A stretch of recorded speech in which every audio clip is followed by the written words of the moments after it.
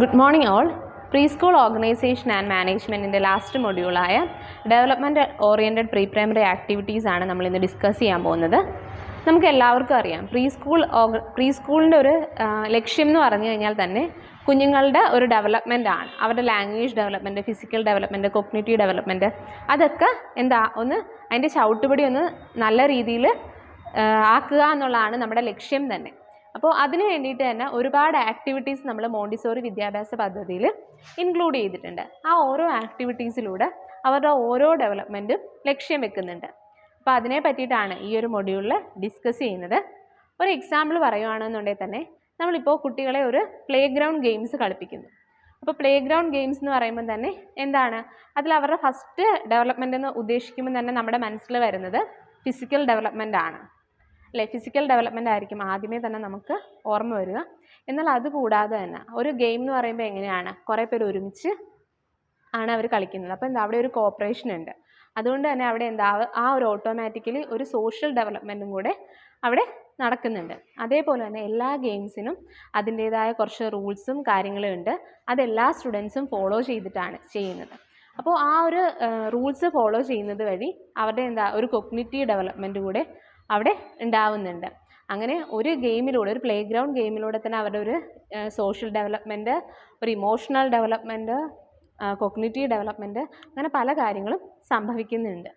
അതേപോലെ തന്നെ ഈ മൊഡ്യൂളിൽ നമുക്ക് മെയിനായിട്ട് പഠിക്കാനുള്ളത് 5 ഡെവലപ്മെൻറ്റ്സിനെ പറ്റിയിട്ടാണ്. അത് ഓരോന്നും ഇവിടെ മെൻഷൻ ചെയ്തിട്ടുണ്ട്. Physical development, social development, cognitive development, language development, motor development, അങ്ങനെ 5 ഡെവലപ്മെൻറ്റ്സിനാണ് നമുക്ക് ഡിസ്കസ് ചെയ്യാനായിട്ടുള്ളത്. ഇതിൽ ആദ്യത്തെ ഡെവലപ്മെൻറ്റ് എന്ന് പറഞ്ഞു കഴിഞ്ഞാൽ ഫിസിക്കൽ ഡെവലപ്മെൻ്റ് ആണ്. ഓക്കെ, ഫിസിക്കൽ ഡെവലപ്മെൻറ്റ് എന്ന് പറയുമ്പോൾ തന്നെ നമുക്ക് എന്തെന്ന് അറിയാം അല്ലേ, ശാരീരികപരമായിട്ടുള്ള കുഞ്ഞുങ്ങളുടെ വളർച്ചയാണ് ഉദ്ദേശിക്കുന്നത്. അപ്പോൾ ഏതൊക്കെ രീതിയിൽ, ഏതൊക്കെ ആക്ടിവിറ്റീസിലൂടെ കുഞ്ഞുങ്ങളുടെ ഫിസിക്കൽ ഡെവലപ്മെൻറ്റിന് നമുക്ക് ഹെൽപ്പ് ചെയ്യാമെന്നാണ് പോയിൻ്റ് ഔട്ട് ചെയ്ത് ഇവിടെ പറഞ്ഞിരിക്കുന്നത്. ഫസ്റ്റ് വൺ പറയുന്നത് exercise like jogging, walking, running, jumping, playing games etc. can be prescribed by the teacher. Teacher പറയുന്നതനുസരിച്ച് കുട്ടികൾക്ക് ജോഗിങ്, വാക്കിംഗ്, റണ്ണിങ് അങ്ങനെയുള്ള ആക്ടിവിറ്റീസിലൂടെയൊക്കെ തന്നെ അവരുടെ ഫിസിക്കൽ ഡെവലപ്മെൻറ്റ്, അവരുടെ മസ്കുലാർ ഡെവലപ്മെൻറ്റും അവരുടെ മസിൽസിൻ്റെതും അങ്ങനെയുള്ള എല്ലാ ഡെവലപ്മെൻറ്റ്സും അവർക്ക് അതിലൂടെ കിട്ടുന്നതാണ്. And yoga exercise will also be beneficial.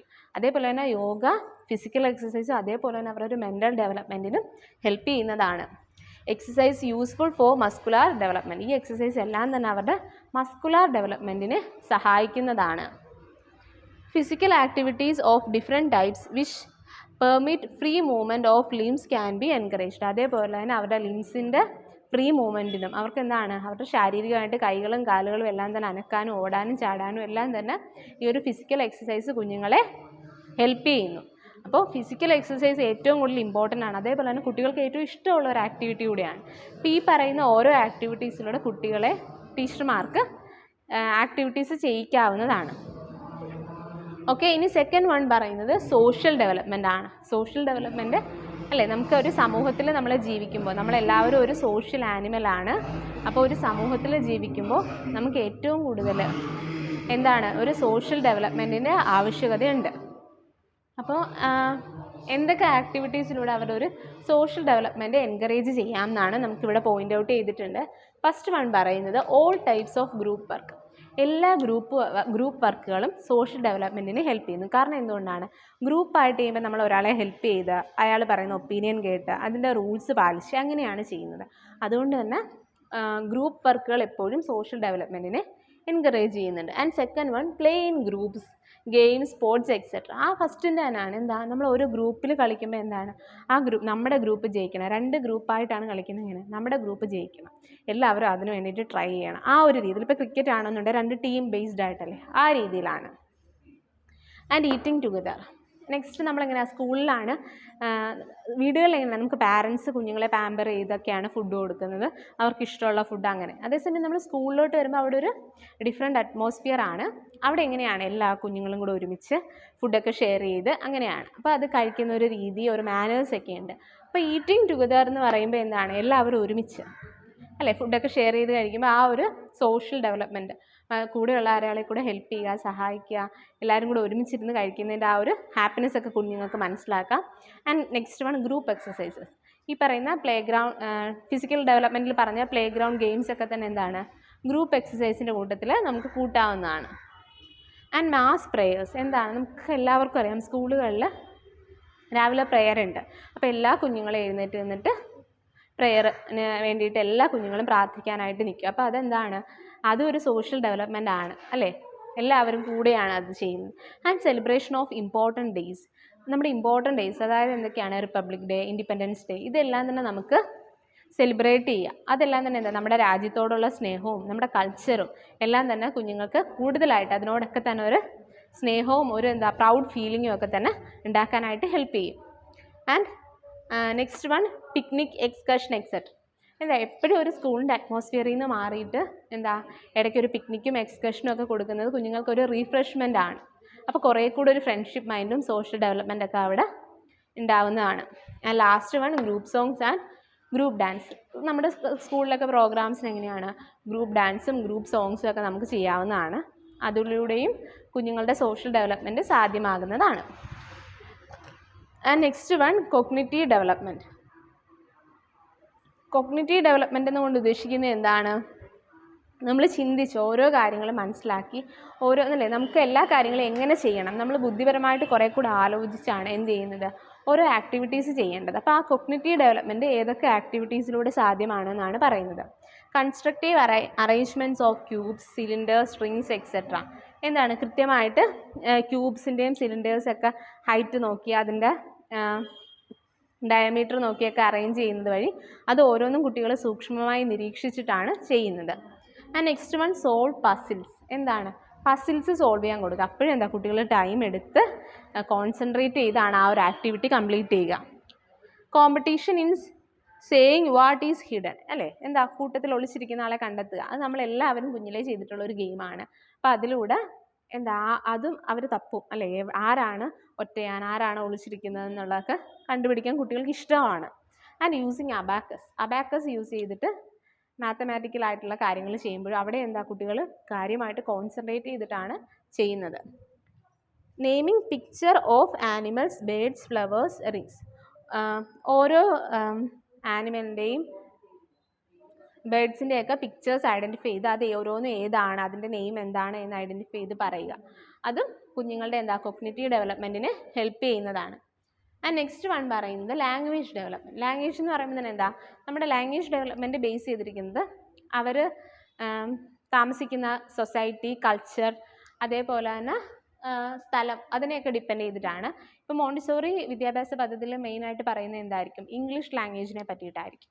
അപ്പോൾ എങ്ങനെയൊക്കെ ലാംഗ്വേജ് ഡെവലപ്മെൻറ്റ് കുഞ്ഞുങ്ങൾക്ക് കൊണ്ടുവരാമെന്നാണ് ഇവിടെ പോയിൻ്റ് ഔട്ട് ചെയ്തിരിക്കുന്നത്. ഫസ്റ്റ് വൺ പറയുന്നത് spelling games of different types.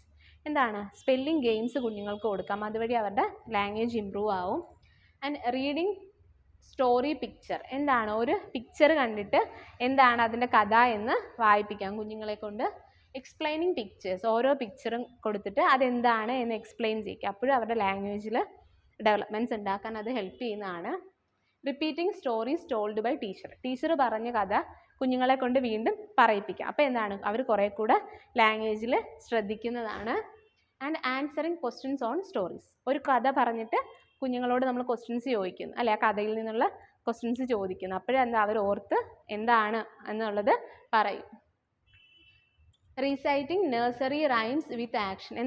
അവർക്ക് ആക്ഷൻ സോങ്സ് അവരെ കൊണ്ട് ചൊല്ലിക്കുക. അപ്പോൾ അത് കുറച്ചുകൂടെ അവർക്ക് ഇൻട്രസ്റ്റ് ആയിരിക്കും. ലാംഗ്വേജും അതേപോലെ തന്നെ ഫിസിക്കൽ ഡെവലപ്മെൻറ്റും അവിടെ ഉണ്ടാവുന്നുണ്ട്. Singing songs in groups. ഗ്രൂപ്പായിട്ട് സോങ്സ് പാടാം. Reading out of the names of animals, trees, plants etcetera. ആനിമൽസിൻ്റെയും ട്രീസിൻ്റെയും പ്ലാന്റ്സിൻ്റെയും എല്ലാം തന്നെ നെയിംസ് അവരെ കൊണ്ട് റീഡ് ചെയ്യിക്കാം, പിക്ചർ കാണിച്ച് റീഡ് ചെയ്യിക്കാം. ആൻഡ് ലാസ്റ്റ് വൺ പറയുന്നത് it includes depends upon the language and cultural environment to which child is exposed. ഇത് പറയുന്നത് ലാംഗ്വേജ് ഡെവലപ്മെൻറ്റ് ഏത് രീതിയിലാണ് ലാംഗ്വേജ് ഡെവലപ്മെൻറ്റ് വരുന്നതെന്ന് പറഞ്ഞാൽ ഒരു കുഞ്ഞ് താമസിക്കുന്ന എൻവയോൺമെൻറ്റും അതേപോലെ തന്നെ അവരുടെ കൾച്ചറും അവരുടെ കൾച്ചറൽ ബേസ്ഡ് ആയിട്ടുള്ള കാര്യങ്ങളെയൊക്കെ ഡിപ്പെൻഡ് ചെയ്തിട്ടാണ് അവർക്ക് ഓരോരോ ലാംഗ്വേജിൽ നമ്മൾ പഠിപ്പിക്കുന്നത് അല്ലേ. നമ്മൾ ഓരോരോ സ്റ്റേറ്റിൽ ഓരോ ലാംഗ്വേജ് നമ്മുടെ ലോക്കൽ ലാംഗ്വേജും പഠിപ്പിക്കുക, അതേപോലെ തന്നെ നമ്മൾ ഇൻ്റർനാഷണൽ ലാംഗ്വേജായ ഇംഗ്ലീഷും കൂടെ അവരെ ട്രെയിൻ ചെയ്യിക്കും.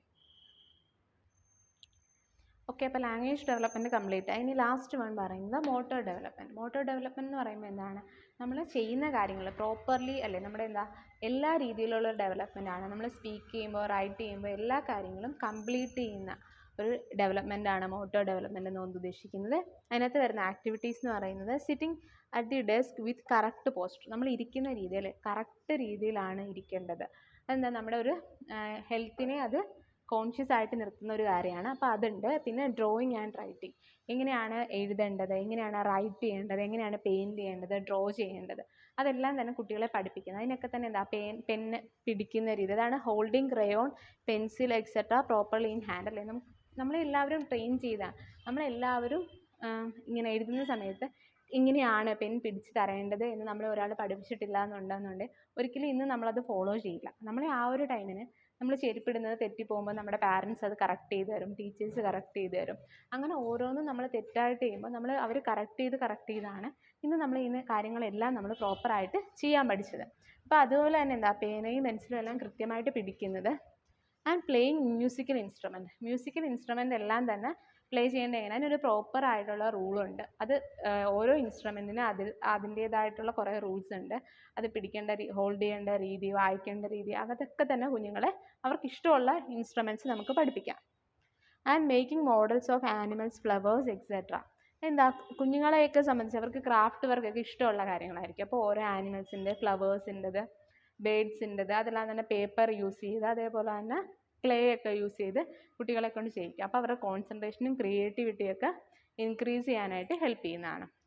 അപ്പോൾ ഇത്രയും കാര്യങ്ങളാണ് ഈ ഒരു മൊഡ്യൂളിൽ പഠിക്കാനുള്ളത്. നമ്മൾ എന്തൊക്കെ കാര്യങ്ങൾ പറഞ്ഞു, ലാംഗ്വേജ് ഡെവലപ്മെൻറ്റ് പറഞ്ഞു, മോട്ടോർ ഡെവലപ്മെൻറ്റ് പറഞ്ഞു, ഫിസിക്കൽ ഡെവലപ്മെൻറ്റ് പറഞ്ഞു, കോഗ്നിറ്റീവ് ഡെവലപ്മെൻറ്റ് പറഞ്ഞു. അങ്ങനെ നമ്മൾ 5 ഡെവലപ്മെൻറ്റ്സിനെ പറ്റിയിട്ടാണ് ഈ ഒരു മൊഡ്യൂളിൽ ഡിസ്കസ് ചെയ്തത്. അപ്പോൾ എല്ലാവരും വായിച്ചു നോക്കുക. Okay, thank you.